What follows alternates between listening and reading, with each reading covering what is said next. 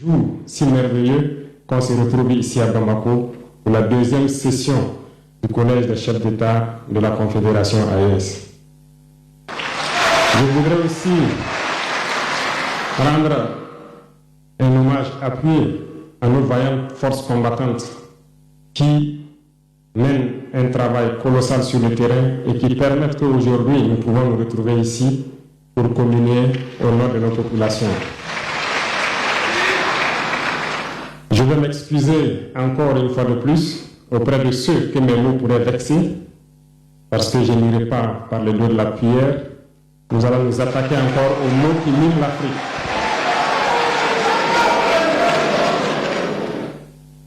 Vous avez certainement tous déjà entendu parler du printemps arabe. Ce phénomène qui a bouleversé la géopolitique du monde arabe, en commençant par le Maghreb, en Afrique jusqu'en Asie, qui s'est manifesté avec des conséquences souvent désastreuses, des morts et des divisions par endroits, et des bouleversements politiques sans précédent dans d'autres endroits. Et je pense que tous les Africains devraient comprendre qu'est-ce que c'est que ce phénomène, d'où il vient, et qu'est-ce qu'il faut faire pour se prémunir d'un tel phénomène. Malheureusement, nous sommes au regret de constater que certains Africains ne se réveillent pas. Et ce que je vais dire n'est que ma pensée à moi, mon analyse, c'est qu'il y a quelque chose qui vient sur l'Afrique de l'Ouest que j'ai appelé l'hiver noir. L'hiver noir arrive. Il sera un hiver très froid, un hiver sanglant, un hiver meurtrier. Vous allez me poser des questions, pourquoi? Eh bien, en fondant la Confédération de l'AES, nous avons senti ce froid venir. Et tous les jours que Dieu fait, nous nous évertuons à trouver des troncs d'arbres pour allumer un feu qui va réchauffer le cœur des Africains, un feu qui va réchauffer les mentalités et le sang des Africains pour nous unir autour. Nous nous sommes évertués également à faire la chasse aux loups pour essayer d'utiliser leur peau pour faire des manteaux pour nous protéger du froid de l'hiver. Nous nous sommes évertués à construire des montagnes, de grandes montagnes pour briser le vent de l'hiver qui devrait s'abattre sur nos communautés. Malheureusement, force est de constater que certains Noirs sont là tous les jours à arroser nos troncs d'arbres d'eau fraîche pour qu'ils ne puissent pas brûler. Ils se transforment en loups ou font en sorte que nous, chercheurs de loups, nous ne puissions pas surprendre le loup. Lorsque nous voulons construire nos montagnes, ils brisent les cailloux pour que nous ne puissions pas arriver.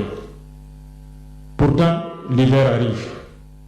Et quand l'hiver viendra, devrions-nous permettre à ceux-là qui combattent de venir se protéger avec nos manteaux qu'on a confectionnés, avec les montagnes qu'on a construites pour nous protéger des vents, ou encore se réchauffer avec nous autour du feu.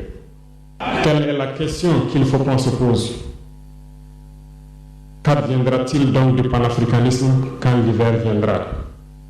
L'hiver viendra parce que la guerre se transporte en Afrique de l'Ouest. Les impérialistes font tout pour mettre l'Afrique de l'Ouest à feu et à sang.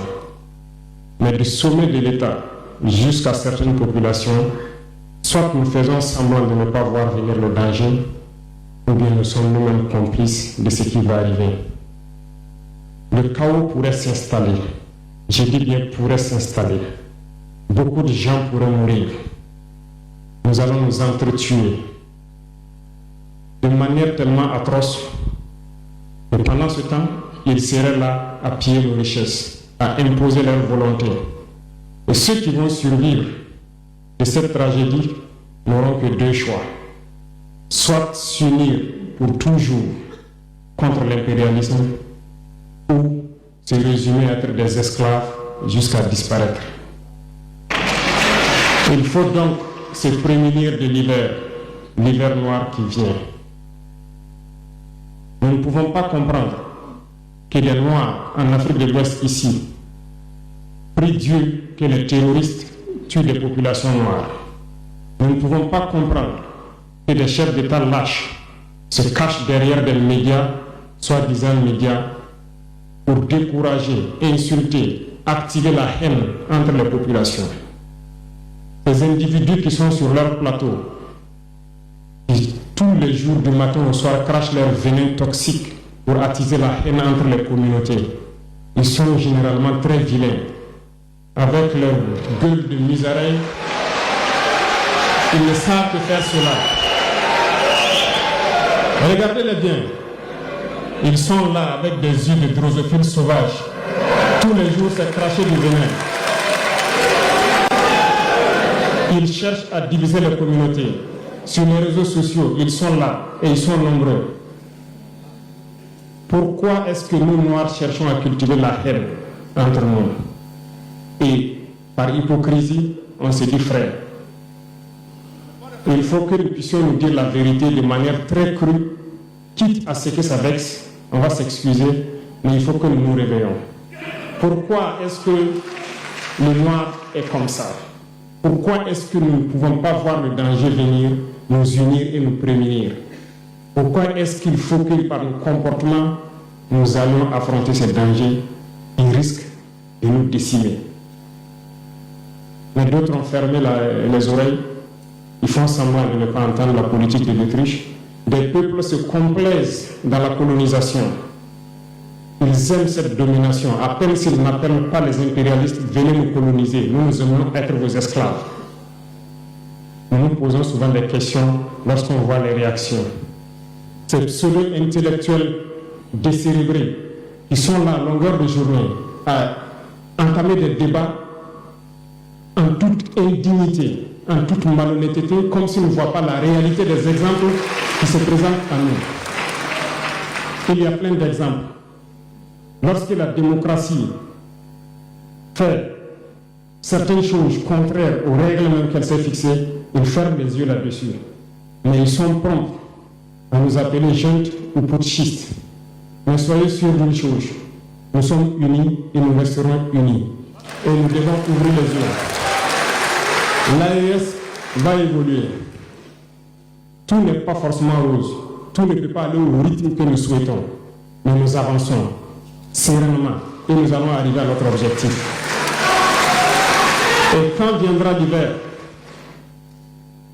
si il faille que nous passions par l'hiver pour être libres, pour être unis, nous prions Dieu qu'il en soit ainsi et qu'il protège nos populations.